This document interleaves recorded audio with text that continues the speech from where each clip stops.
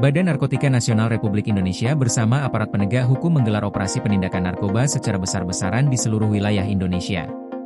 Operasi ini berlangsung selama 3 hari, dari tanggal 5 hingga 7 November 2025, dan menyasar 53 lokasi di 34 provinsi, termasuk kawasan yang dikenal rawan narkotika.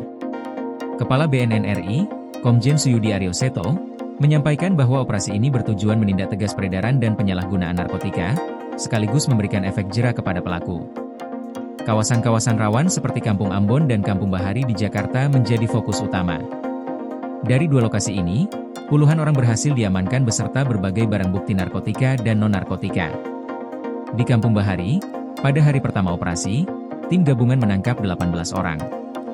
Dari tangan mereka, disita sabu seberat 159,17 gram, ganja 38,84 gram, ekstasi 52 butir, serta sejumlah alat isap, timbangan digital, sepeda motor, dan uang tunai 7,6 juta rupiah. Hasil tes urin menunjukkan 15 dari 18 orang positif menggunakan narkotika. 3 orang kemudian ditetapkan sebagai tersangka dan dibawa ke proses penyidikan lebih lanjut. Sementara itu, di Kampung Ambon, Jakarta Barat, 8 orang ditangkap dengan barang bukti berupa sabu seberat 649,38 gram, ganja 5 gram, dan ekstasi 6 butir. Selain itu, petugas juga menyita 2 pucuk senjata airsoft gun, 8 senjata tajam, uang tunai 73,8 juta rupiah, perhiasan, dan 55 handphone. Dari 8 orang tersebut, 6 positif narkoba dan diwajibkan menjalani rehabilitasi. Penggerebekan kembali dilakukan pada hari ketiga di Kampung Bahari, dengan 9 orang diamankan. Barang bukti yang disita termasuk sabu seberat 89 kg, ganja 91,53 gram, dan 159 butir ekstasi. Dari keseluruhan operasi selama 3 hari, sebanyak 1.259 orang berhasil ditangkap, terdiri dari 830 laki-laki dan 429 perempuan, yang diduga terlibat dalam peredaran dan penyalahgunaan narkotika. Sejumlah barang bukti narkotika turut diamankan, antara lain 126,3 kg sabu, 126,32 kg ganja, dan 1.428 butir pil ekstasi.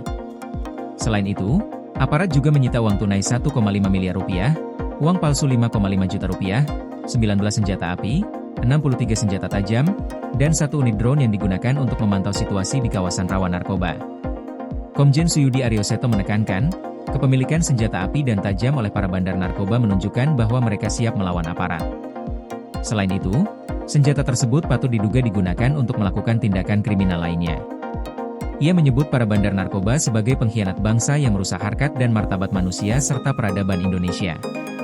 Lebih lanjut, aparat BNN menekankan pentingnya rehabilitasi dan pemberdayaan masyarakat di kawasan rawan narkoba. Dari operasi ini, sebanyak 359 orang direkomendasikan mengikuti rehabilitasi, sementara 37 orang lain yang berstatus bandar akan diproses hukum lebih lanjut. Program ini juga membuka ruang bagi masyarakat untuk pulih dan kembali produktif, serta menjadikan kawasan rawan narkoba lebih aman. Selain penindakan, BNN terus mengembangkan program edukasi dan pencegahan, termasuk program Ananda Bersinar, yang bertujuan menjauhkan anak-anak dari pengaruh narkoba sejak dini. Pemerintah daerah pun diminta berperan aktif dalam memperbaiki kehidupan masyarakat di kawasan rawan narkoba, sehingga generasi muda dapat tumbuh di lingkungan yang bersih dari narkotika. Operasi ini sekaligus menjadi pesan tegas bahwa BNN tidak hanya fokus pada pemberantasan, tetapi juga pada rehabilitasi, edukasi, dan pemberdayaan masyarakat. Dengan langkah-langkah terpadu ini, diharapkan peredaran narkotika dapat ditekan, masyarakat terlindungi, dan generasi muda Indonesia dapat terhindar dari jerat narkoba. Koordinasi PLN dengan TNGL jelang Hari Kesaktian Pancasila, listrik terbangun, alam tetap lestari. Panen perdana garam Aceh.